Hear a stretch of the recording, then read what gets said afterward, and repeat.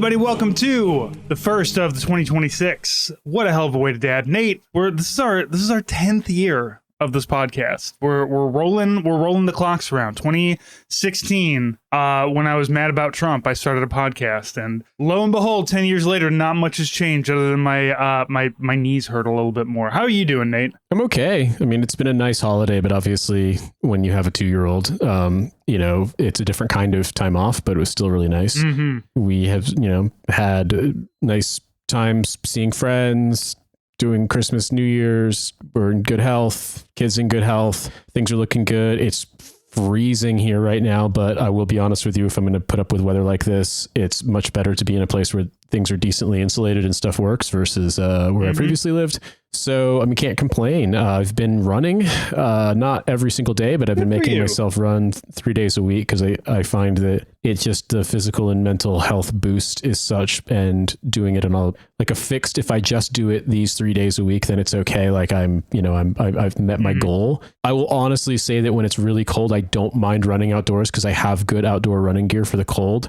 What I don't like is wet and cold. And it's not been wet at all because it's been insanely dry because it's so freezing. And because it's not England, I imagine too. A lot of wetness going on up in the northern latitudes. Yeah, I mean, when it gets this cold in England, I don't think it ever got this cold in London. It got close one year, and that was also the year that we had snow that actually stuck. But we've had days where it doesn't get below freezing, or it doesn't get above freezing rather, which is for Western Europe is pretty uncommon. I mean, certainly Scandinavia, you'd have more, and some parts of Central and certainly Eastern Europe, it gets much colder. But here, also weirdly, you kind of count Berlin because Berlin can have awful cold weather because it's so far east and so far north. But in England, it very rarely got below freezing. And like I said, it was that one year, 2022, into 2022 into 2023, when we actually had like -5 centigrade. So that's like in the, healthily in the 20s in Fahrenheit. Yeah. That's about as cold as it gets. So by Midwest standards, it's not that bad, but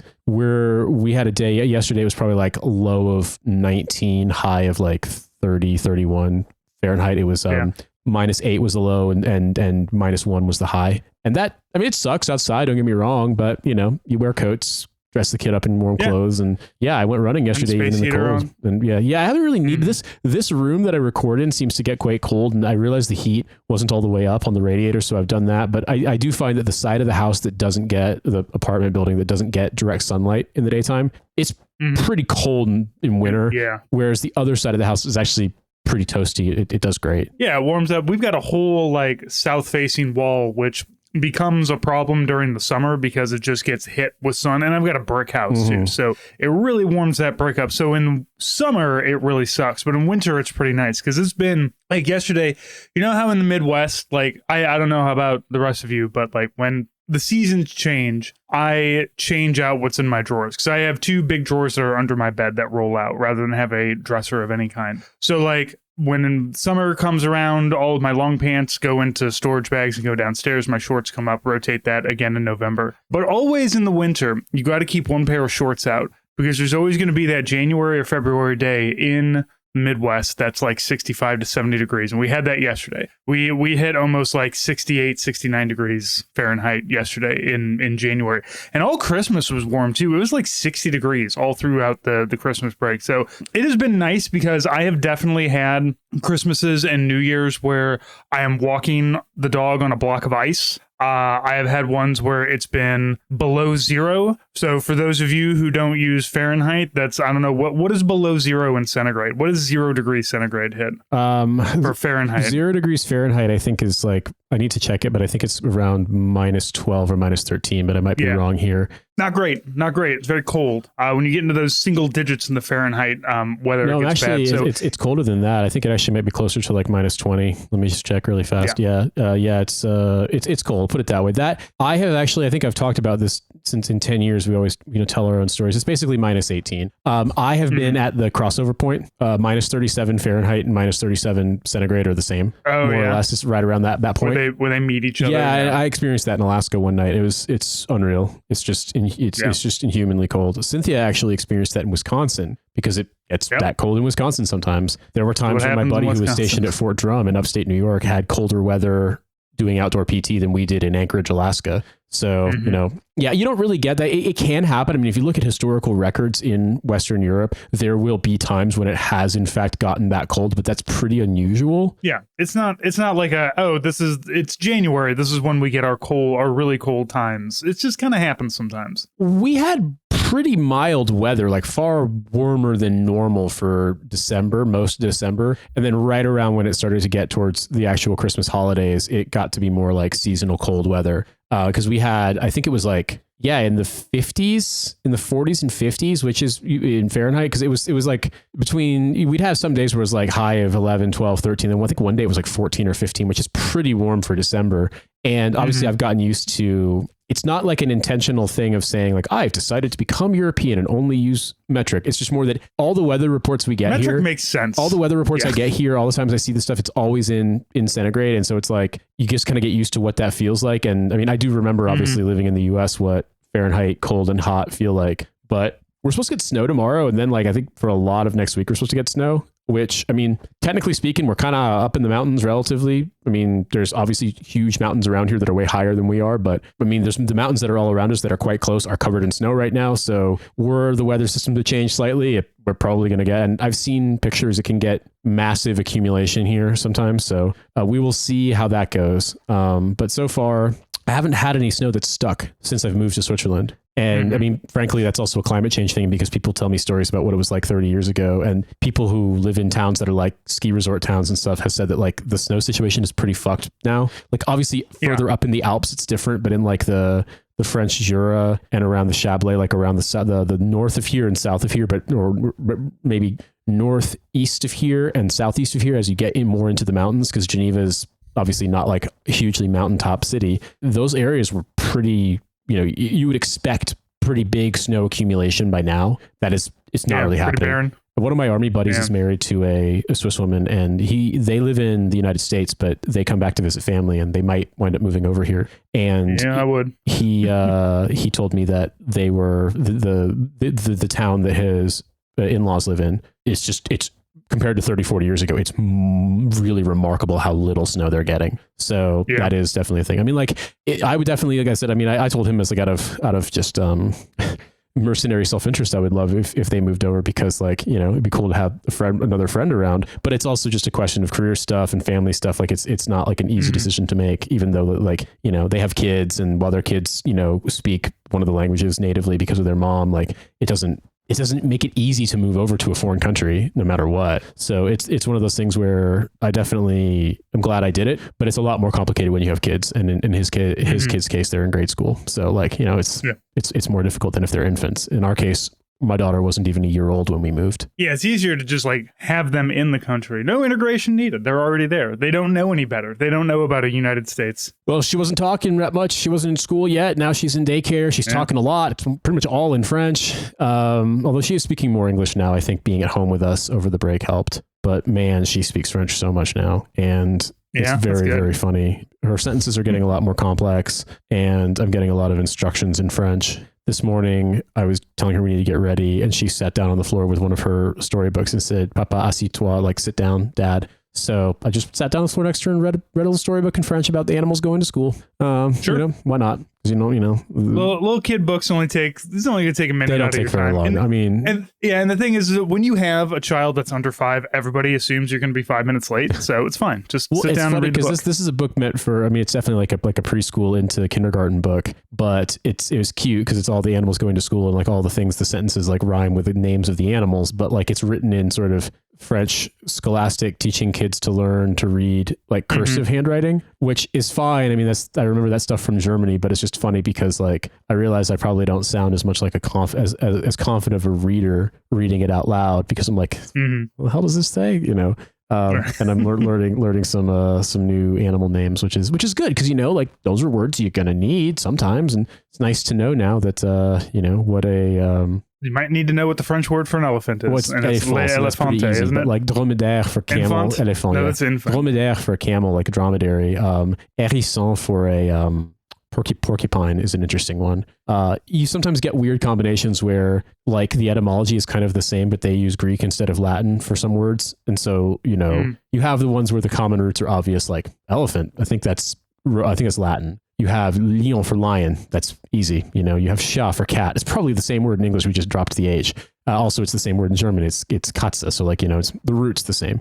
But then platypus in English, which think about platypus, not an animal that was discovered until colonization of Australia at the end of the 18th century. Mm-hmm. And they named it platypus because it's, I am not 100% sure on the etymology. I'm pretty sure it's Latin for like multiple fingers. And, but I'm not sure. Whatever it is, what I do know is platypus is, I'm pretty sure that is Latin. The French went with Greek for the same roots, and it's ornithorynque. It's like ornithorynque. And the first time I saw it, I was like, what the fuck is that? And then I realized, I'm like, oh, it's literally the same etymology. It's just, Greek instead of Latin. Yeah. So you gotta learn Latin to really understand. No, not really, but like it'll make more sense why things behave they do. And I think that like if you happen to have studied Latin even at like a basic level in school, when you learn Romance languages, you kind of have a cheat code because certain things are going to be more obvious. But I think on a long enough timeline, as you learn stuff, like as you learn a language, whichever Romance language you learn, you'll just find that it gets easier. Like, you know, you pick up on the patterns. But I think that if I had studied Latin, for example, and actually understood it, then like, for example, if I decided to learn Italian or Portuguese, it would probably take me less time. Although at this point, frankly, my Spanish isn't the greatest, but I do speak, read, understand Spanish, and I'm currently reading a bunch of novels in French. Like I'm a fluent French speaker, so I'm not saying it to brag. I'm just saying that like I've done it long enough that it's gotten this point. But I'll be real with you, reading novels in French, like I still have to stop and look up words because I'm like, what the like one word last night in a book I was reading was platypus. Platypus is one. Is cep, CEP, which is a stem of a plant, but I've always heard tige as the stem of a plant. I know that word, but I'd never heard cep, but it's just a different word for a stem. Or actually, no, cep is a vine. It's so cep is vine, and I guess that makes sense. Cepage for wine, like the different when they talk about the kinds of wines or the kinds of grapevines used in wine. But I'd never seen cep before, CEP. So you know. And then there's just, man, I really just kind of fucking rambling about this shit. But Latin, animal words, fine. Children's books, I'm good. No, I've been thinking because like I'm trying to get back, you know, New Year's, everybody wants to get back into good habits. And I've been doing Duolingo for a long time, but I kind of fell off on the Spanish stuff. But I'm thinking that like, because Duolingo is not that great for learning Spanish. Like I enjoy it because I am learning some. I can understand a little bit. I don't think Duolingo is ever going to make me a fluent Spanish speaker, especially not in 15 minutes a day. But I do think what I should do maybe is find some of these early reader books in Spanish and maybe start with that. You know, start with, see the ball, run, dick, run kind of stuff. Just and I mean, I'm kind of beyond those words, but like I need something maybe early reader. Maybe I need to pick up, I did. Actually, I found out that my library has like manga in Spanish, so maybe that's what I need to do. I need to start reading like Inuyasha in Spanish. I guess so. So having a whole panel of like reaction with blast lines of somebody screaming, it's like "Nani" in Spanish, like "¿Qué? ¿Qué? Yeah. ¿Dónde?" I was thinking, I think it'll work. You can get some books about Spanish. We do our Spanish corner at the start. Francis can just be like, "El niño está contento." I'm not doing it with the correct accent because I'm not going to bother you. No, that's exactly what I sound like. That's my Midwest ass. Like when you have, because with Duolingo you can talk to it too, like it'll give you phrases to repeat, and it is like myself and my wife, when I hear her doing it, it's the exact El Niño es contento. Está contento. No, it's got to be a star because he can also then not be happy. So he might change state. So a star, different words. Right. So it's not S, it's a star. Yeah, and that was a big one. That's another thing I don't like about Duolingo is it doesn't teach. If you use the desktop version, it will give you notes and stuff on grammar. But if you use the phone app, it won't. And I think that it can be like, it's not bad for phrases, but it won't explain why. And I think for me, it's like with Spanish, I learned Spanish because I was on TDY in Honduras for 6 months. There were lots of opportunities to speak it. I did take a class, and there were a bunch of Latin American authors I had gotten into right around that time. And I had bought, in some cases, I had bought bilingual books of their poetry. And while that's not the best way to learn Spanish, it did help with my vocabulary to a certain degree, because seeing and bouncing back and forth and kind of getting the sense of things, like it wouldn't have been useful at first. But once I got better at it, I started to like kind of expand my vocabulary. Now, this can put you in a bad situation if it's old or it's like really elevated language, but you will at least be reading in Spanish and you'll at least be, encountering certain words. And then it'll start to make a little more sense. I would say too, Spanish is like, the pronunciation can be a bit of a challenge for some people. I'm glad I have my fake tooth because I can't really do doblere that well, but I can do it for like perro and then like guerra. But that even then you can hear the roll in R's. Yeah, like I'm fucking up that That's thing the because I've only been thing I done can it so do well long. in Spanish. I can't also like not having my front tooth because I've told you the story, but I practiced for weeks just doing perro, and I can't really do it anymore, which is embarrassing. But I used to be a lot better at it. La guerra. Yeah, there we go. Slightly there. There was a time. Yeah, there were. Ha sido un tiempo. Well, but now I don't speak it that often. And when I try to, I find that speaking other Romance languages is kind of a nightmare because I do speak one already all the time, which means I'm constantly dropping French and going into French. And there are a lot of false cognates in Spanish between French and Spanish, where a word, they use similar words, but they mean something completely different in Spanish versus French. And that can be like, I think I've talked about it before, but if you're studying it, entender in Spanish is to understand, but entendre in French is to hear. So like the first time I ever heard the Spanish version of the, what is it, Cypress Hill song, How I Could Just Kill a Man? Como te puedo hacer entender? How I Could Just Kill a Man. But I was like, well, how can I make you hear? Then I realized, oh yeah, entender means something different in Spanish. So yeah, that happens. That's pretty common. And so I mean, I'd love to get better at Spanish, but like, fuck dude, I'd love to get better at French. And I already speak French. I still have work to do. Yeah. Well, I know that there were like telenovelas that were created specifically to teach people Spanish. Destinos was one of them, where it starts with very basic Spanish phrases with subtitles, and then the English narration gradually disappears and the subtitles disappear as you read it or as you're watching it. And so it gives you the experience of learning, because I know so many people. There's a Turkish gal that lived in Sweden I knew who had a Southern Californian accent because she learned English by watching Buffy the Vampire Slayer. So TV may be the thing that saves me and gets me to learn. I just need to watch more Spanish language TV. I mean, I was just thinking about it that there's certain Spanish things that I don't know if I've ever actually heard. Like I'm pretty sure you wouldn't say está muerto, like está muerto, because like if you die, that's kind of final, isn't it? I don't really know because I've never said you're dead, but I was thinking like, what would Fist of the North Star sound like in Spanish? Like you could say ya eres muerto is like you're already dead. It's a lot easier than saying but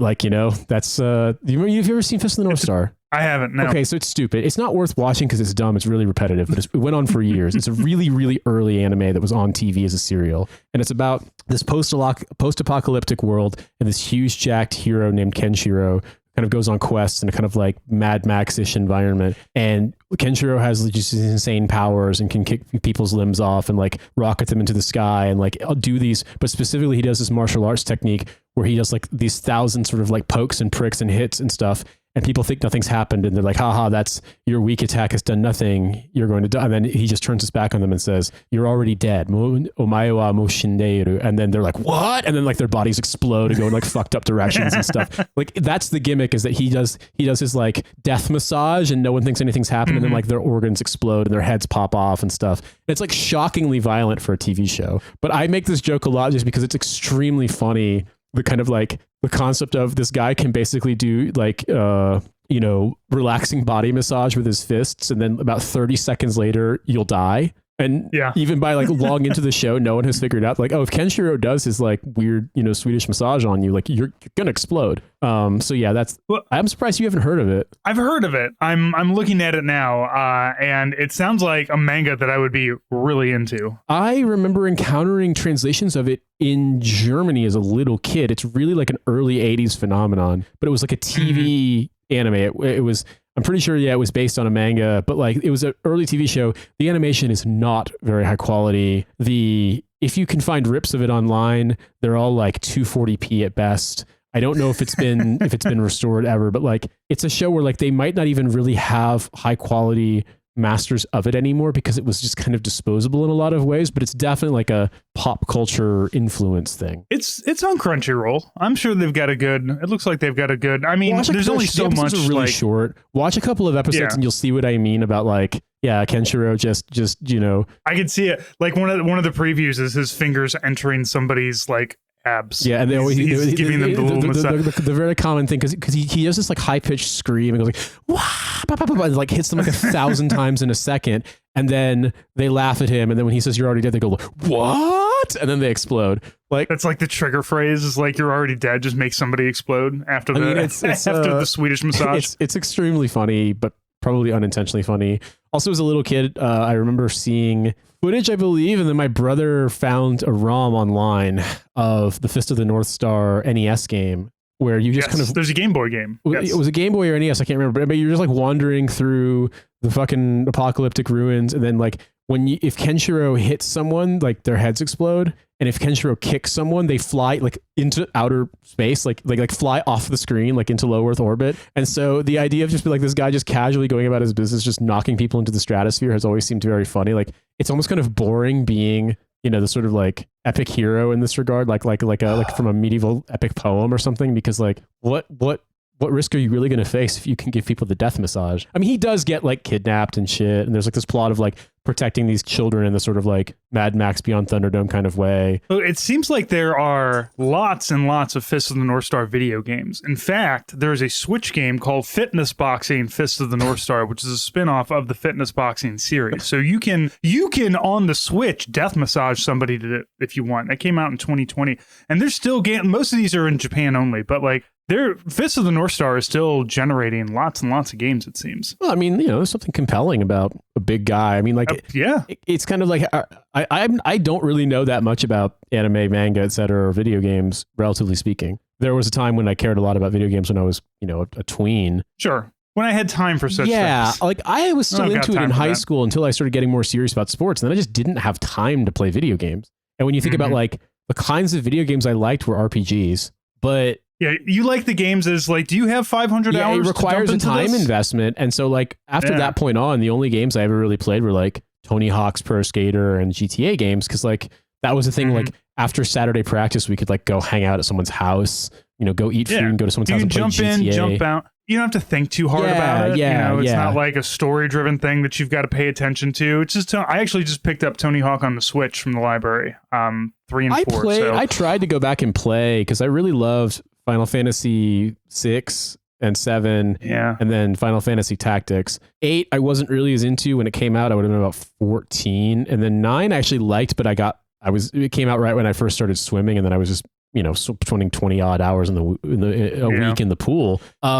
But I went back and tried to play it. 7 is really fun, but I didn't really find a way to play it that wasn't annoying on an emulator. 6 is I was able to, but 6 is I was really in love with that story when I was 10, 11 years old, and playing it now, I'm like, it's so melodramatic. It's so over the top melodramatic. Even if it's cool for a story and it's like really convoluted, like it's just, it's too much. But Tactics, weirdly, I actually really liked, and I did do it when I was recovering from COVID in 2022.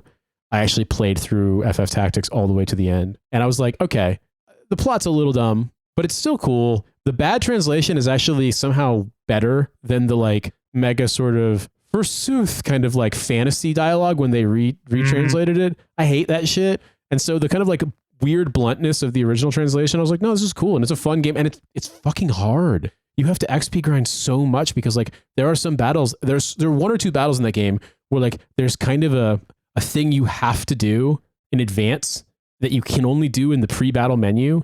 And if you don't do that, you just will not win. There is no way to win. And I beat my head against the wall when I was 13 for months playing this game, and I could not win. And then I happened to look on a thing online. They're like, no, just do this one thing. And I was like, yeah. And that was always the problem with some of those earlier games, is that they would try to give you like, you have to solve a puzzle, and the puzzle would make no sense. It's like, you have to put this bag on top of the dog head. Why do I have to fucking do that? No, there's nothing that would indicate to me that I need to put a bag on this dog's head. However, and Monkey Island had this problem too sometimes. Where King's Quest games did too, yeah. Yeah, King's Quest did, all those Sierra games. Like if you didn't have a walkthrough, like you were just kind of fucked. But I don't know, man. Like I guess what I was thinking about, so without getting too into FF Tactics, if you're not familiar with it out there in listener land, Final Fantasy Tactics is an isometric strategy game, but it's basically a battle game. You have like this plot. It's kind of like a sort of amalgamated kind of like French Wars of Religion / War of the Roses / just kind of like medieval, but like it's kind of gunpowder steam, not quite steampunk kind of like fantasy world. The plot is insignificant enough that I can barely remember it to describe it here. But when you engage in battles, basically you have like a isometric perspective kind of grid with terrain, elevation, water, whatever, and each person gets a turn. You can basically attack, and you get to select a party in advance. I think typically it's a maximum of 5 people. Then basically, if all of the people in your party die, you lose the battle. And there was a game called Ogre Battle, and another game called Tactics Ogre that came out on the NES in Japan previous to this. This style of 3D ISO battle game became really popular in Japan.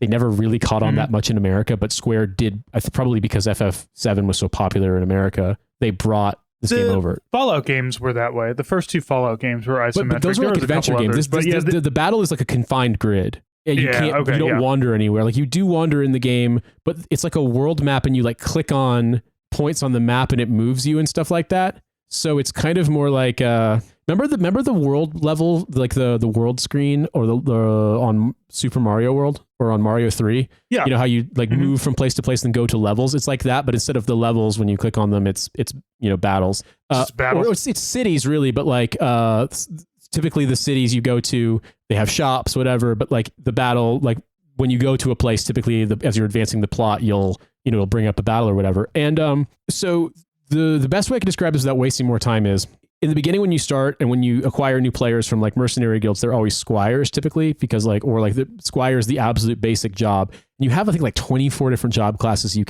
have to like level up so you can select. At a certain point, certain characters, like being a knight, makes the most sense. They'll inflict the most damage. There's other ones you might have them be, etc.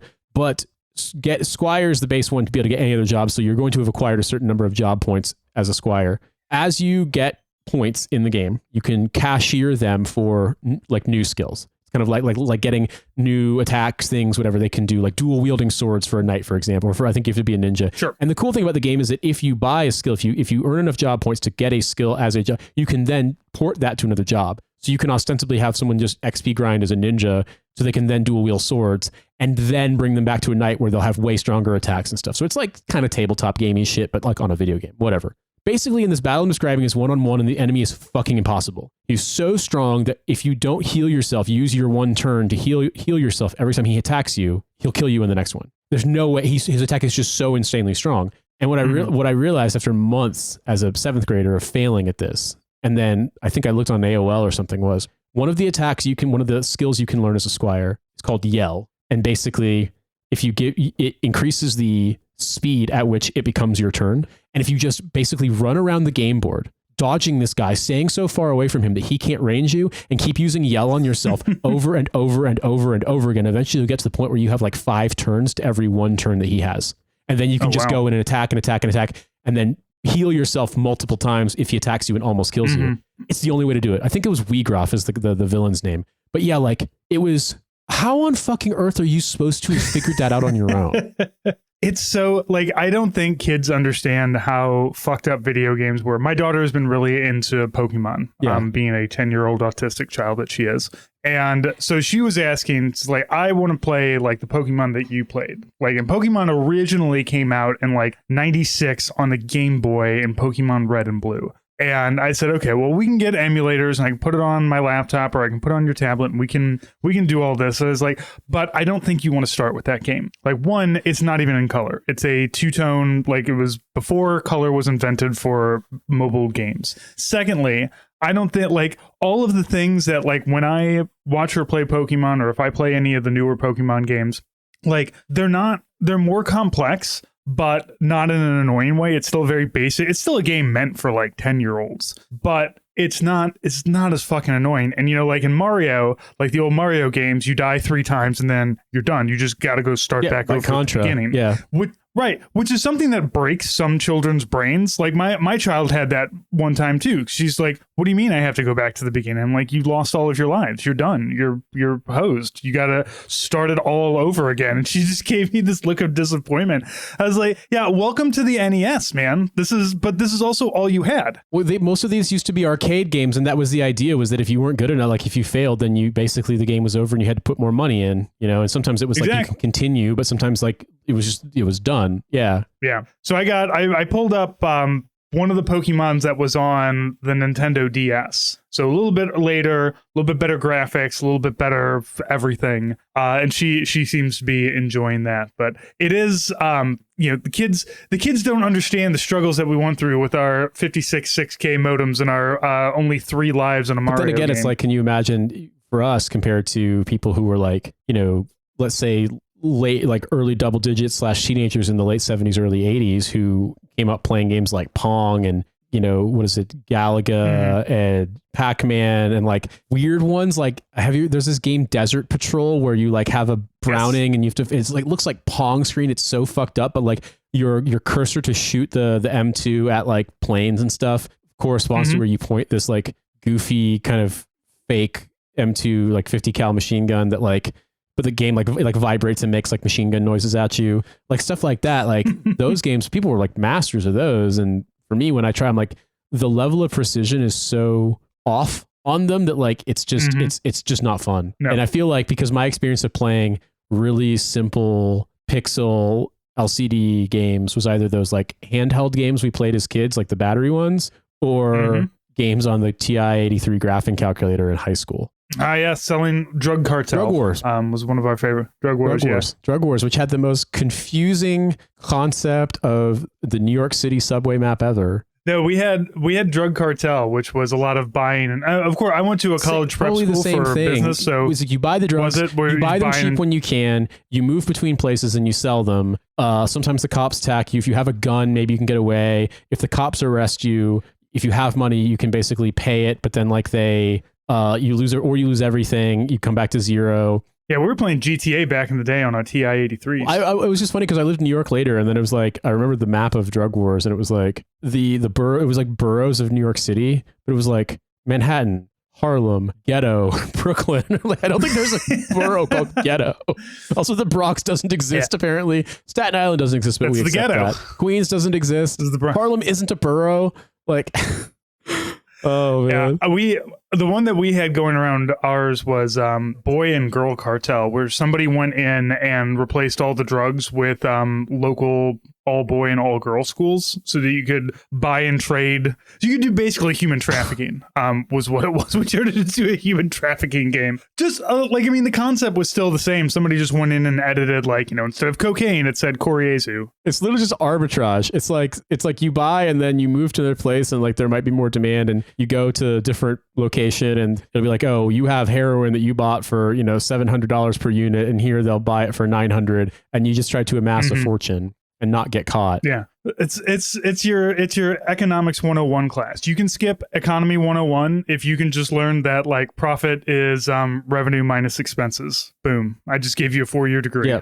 Now you can play Drug Wars, you can simulate it, and then we're going to release you onto the market. I actually found an app version of Drug Wars once. Really? On iOS, but in order to make it iOS approved, or it may have been on Android. I had an Android phone for like a year when I lived in Korea, but they had to change all of it. So that instead of it being like street drugs, it was like prescription pills. So you were buying Cialis and selling it, or Viagra, or fucking like Wellbutrin and stuff. It's like you're going to selling people antidepressants. It's really funny because it was like that's the only way that they can like otherwise like it's encouraging illegal behavior. It's like that was the point. That's why we played the fucking game, because we thought it was funny. The pigs are selling cheap speed. I remember one of the messages on it was like that. Yeah, the cops love to sell drugs too. Oh yeah, the cops are always selling drugs and then stealing your drugs. Like the cops would be like, you can either go to jail or they steal all your drugs. You could buy cocaine. Heroin, cocaine, heroin, acid, weed, speed, and you can tell this is an 80s game. Ludes, yeah. You buy ludes from the ludes, dude. The player begins with $2,000 and 100 spaces in their trench coat and no weapons. This is right, I forgot. You have to get trench coats to hide all of the drugs. You have to deal with a loan shark to get capital investment at a high rate of interest. The longer that you go without making a profit, the more your debt to the loan shark builds up, and you can lose the game if you don't pay off the loan shark terms. Yeah, the cop is called Officer Hardass.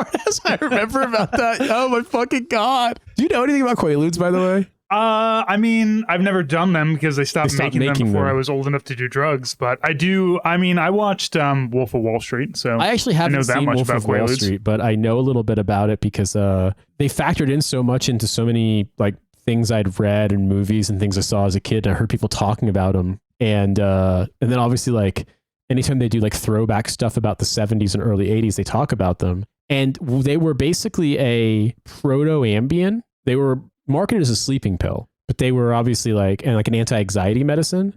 But it's weird because I always thought, I was like, okay, so you take a sleeping pill. And what I realized, a guy actually explained it on a video once. He was like, no, I took Quaaludes all the time. They were great.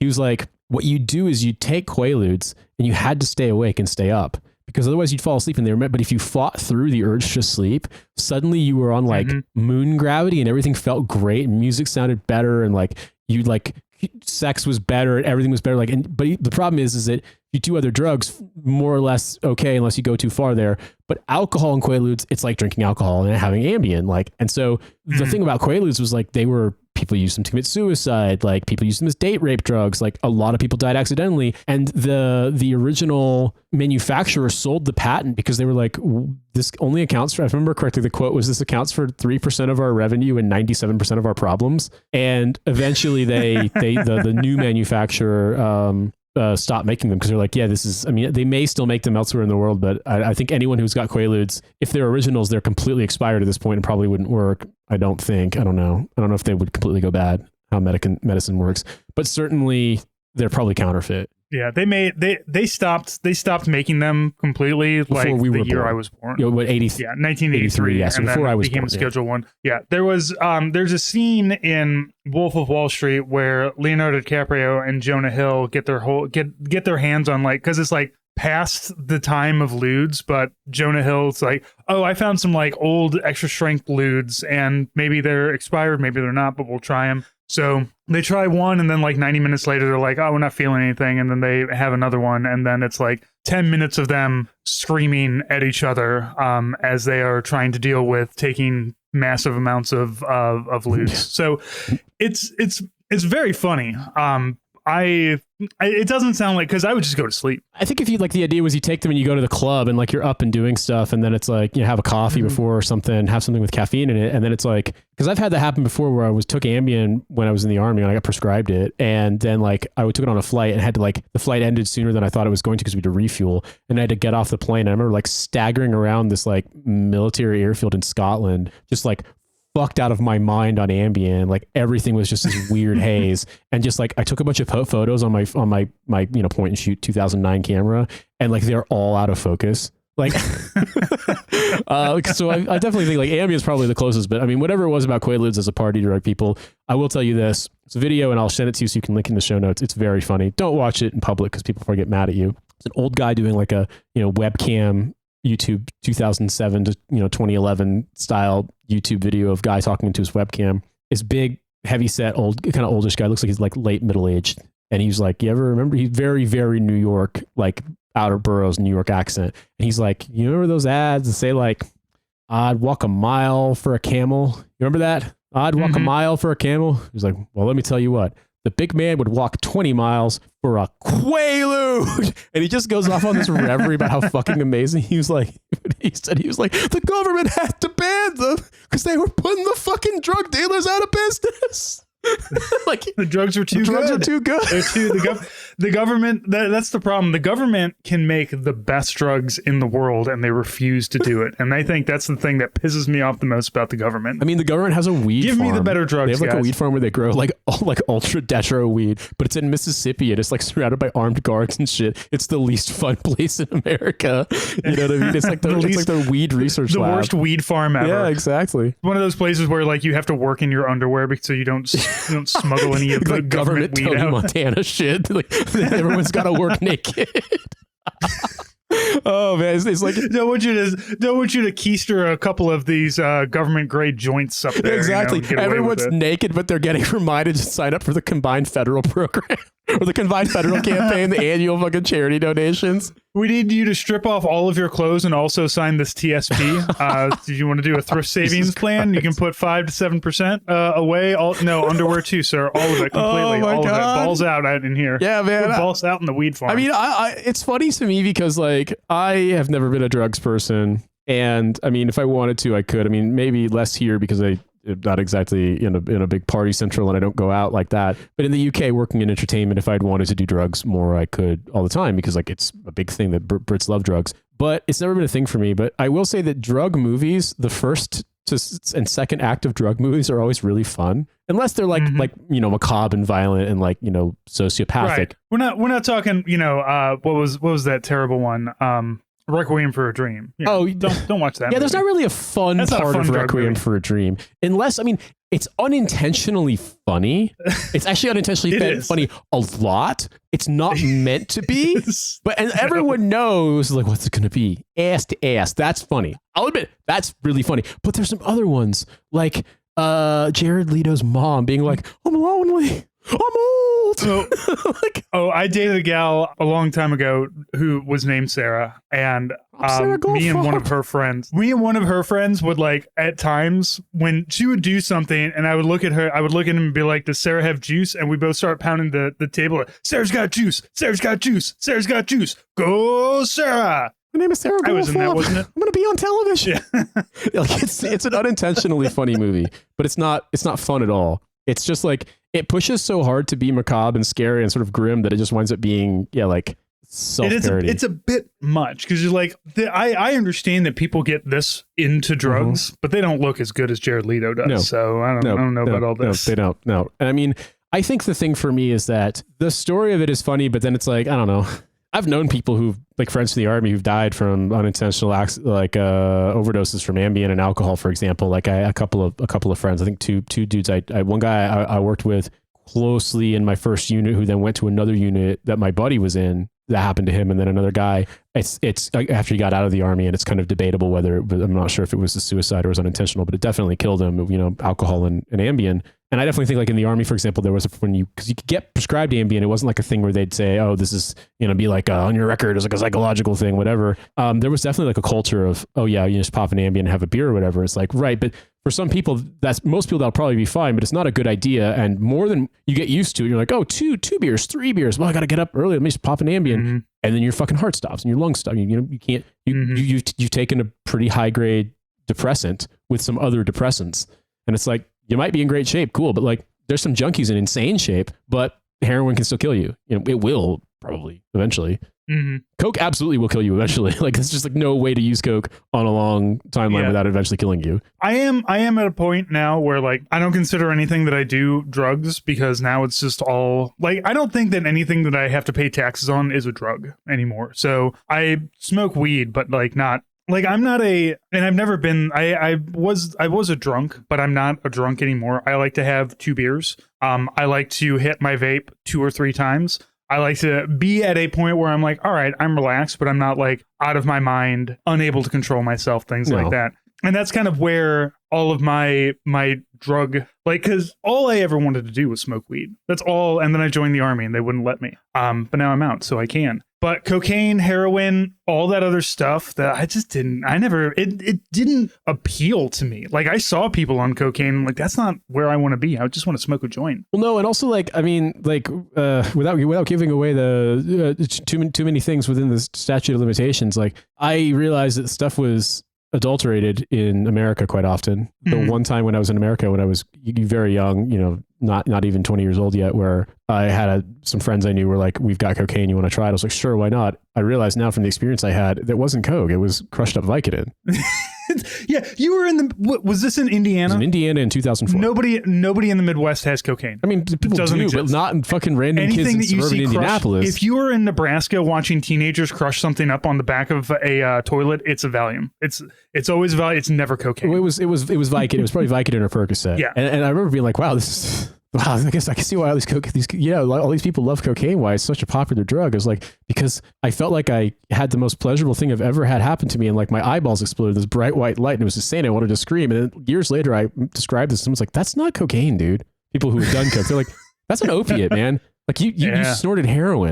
And I was like, "Oh, that makes so much fucking sense," because like no one would have had Coke, but the Midwest was awash in pills. It was completely awash in pills at the time. It was so easy. You know, I got my wisdom teeth pulled when I was 21 and they gave me like I want to say it was like something like 70 or 80 Vicodin and the option to renew that big bottle of pills later for wisdom teeth. It was crazy. I went to the pharmacy and fucking gave it to all the junk. If we got anybody who's a user, like, you know, I'm not going to judge listening to this. Like, they're like, you gave away 160 Vicodin. Yes, I gave them to the pharmacy. I was like, y'all can have it. Fucking dispose of this shit. I didn't want it because they fucked up my stomach. They made me really irritable and it messed up my stomach and it constipated me. I just didn't like the feeling. So I never got and like other drugs. I don't know. I feel like the way that I deal with caffeine, you know, it doesn't really affect me the same way, which is a brain chemistry thing. I can't imagine stronger stimulants are going to be any different. You know what I mean? Well, let's see. We'll mail you a case of White Monsters and see how that does to you. They put me to fucking sleep, dude. Like they do get a certain energy level, like heart rate, like whatever kind of like jaw tightness, etc. But past a certain point of like really overloading on caffeine, I start getting sleepy. I start yawning.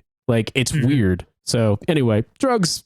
Not good. I do wonder because I know that like you diagnose ADHD, right? I am, yeah. Yeah. So like the drugs that they give you to deal with that is basically speed, which is why every kid that wasn't ADHD loved all their ADHD friends with their Ritalin and you know, getting though, because it would speed you up. So I wonder if like that's the same thing. The White Monster speeds you up so fast that it's just kind of like putting your brain in a normal state. You know, like maybe I don't know how any of that stuff works. Maybe it's because White Monster is a chemical that is not found in nature. All I can say is that ADHD meds. I have friends who are on them. I'm on them. Obviously, the ones I'm on now are not quite as sledgehammer as fucking like Vyvanse was. I know people who have said that when friends of theirs, family members who have taken the meds, you know, recreationally, it's like, I want to go out all night and club, you know, dancing, etc. That is not what happens to me at all. And that's not what's supposed to happen to you. It's supposed to do that. And that's why, you know, I can't take those drugs. I'm on 36 milligram Concerta and it does what it's supposed to do, but it doesn't fuck with my sleep the way that Vyvanse did. So, you know, it's good enough. My kid, I tell you, my kid's on Journey and it's a nighttime ADHD. So it's the real downside to it is that child snaps awake at 6 a.m. And I mean, I'm usually up by then and she can handle herself. She's 10. She sits in her bed and reads a book until I wake up. Nighttime ADHD med sounds like, oh, I'm taking daytime NyQuil. Like, it's just like, I know there's DayQuil, but like it's NyQuil, but it's for the day. You know, like it doesn't make any sense. Right. You take it at night to feel better in the morning. And it doesn't make sense to me either, but it works. She has no problem sleeping. You know, we have the normal problems getting her into bed that anybody has with a 10-year-old, but once she's in and she's settled and she's snuggled down, she will 9 times out of 10 just fall asleep within 10 or 15 minutes. So it seems to be working. I know you got to drop off, but I'll say this much. With Elvance, like there were some positive things, but I think they call it Elvance in Europe. It's Vyvanse in America. I struggled with the fact that over a long enough timeline, it was causing really bad sleep disturbances and I was only getting 4 or 5 hours of sleep a night. And I was actually masking a huge sleep deficit because once the medicine kicked in, I felt completely normal. But like I was still showing signs of it in the same way that like when you're on Elvance, if you drink alcohol, you won't feel drunk, but you will be drunk. So I eventually, once I moved here, Elvance is a little bit less common in Switzerland, and I opted to try Concerta, and like it was a little bit of an awkward transition. But once I kind of got settled on it, it's just I sleep normally. I'm tired at 10 o'clock at night and I want to go to bed. I'm not like, oh, I have an idea for a fucking thing. I'm going to research till 3 a.m. Like, that doesn't happen anymore. That used to happen all the time. That's the goal. That's the 40-year-old goal, is to be in bed at 10:30 with a book and then asleep by 11 at the latest. Sure is. Sure is. That's the one day, if you're lucky, you're going to be 40 years old. And if you're very, very lucky, your back won't hurt and you'll be in bed at 10:30 every night and be happy about it. We're so excited for bedtime. The child versions great. Of us are like, you traitors, you absolute turncoats. And it's like, yeah, well, don't worry, little Nate. Like, there's some decades intervening between now and then when you could do some really dumbass shit where you stay up all night. It's just not fun because it's called being in the army. Right. Well, I hope that if I was going to talk to, 15-year-old me, I would be able to understand. It's like, do you know how tired your dad is? That's what you're going to be one day. So don't not enjoy it now, because like when you're 20, you can sleep 3 hours and show up to work hungover. You can't do that at 40. Like if I have 3 beers in one night, I'm just dead the next day. So I can't do that on a Tuesday like I used to. I was actually thinking about 15-year-old me today because I thought about how like it's hard to communicate that there's certain things that will bring you back immediately that like if you were there for them, they mean something more. Not like in a huge emotional way, but just for music. It's like, but if you play Whoa by Black Rob, I'm immediately transported back to that era. Fucking Puffy driving, fuck Puffy by the way, but Puffy driving the 18-wheeler in the middle of New York City and shit. Just like that whole song and the scene that it gets used in the remake of Shaft. So anyway, Francis, you got to run. I know that. And it's been nice talking to you. It is. I'm glad that we. It's been almost a month since we've recorded together, so we are back in it. For those of you who enjoyed the Hallmark episodes that I did with my wife, guess what? We're gonna do some more episodes. We have a travel episode because we went to the St. Louis Laclede Landing Wax Museum. We have a wax museum here. It is garbage. It is falling apart, and bits of it are being sold off as we speak. But it is a trip, so we will have that out as a regular episode. Nate, you and I still got to record a Pulp Fiction episode, so we're going to do that this month as well and have that out on the bonus. That's going to be patreon.com/what a hell of a way to die. You can get 9 years, almost 10 years of bonus content there. We put 2 to 3 episodes out every month, as well as a monthly giveaway. At the $10 level, you get free stickers every quarter. We got a lot of stuff there, so please go check all of that out. Check out the links we have. I'm also going to link the Leonardo DiCaprio on drugs and Wolf of Wall Street because it is a very funny scene. And I'll send you that link about the big man telling you that he walked 20 miles for a Quaalude because it's really funny. All right, everybody. Thank you so much, and we will talk to you next week. Have a good one.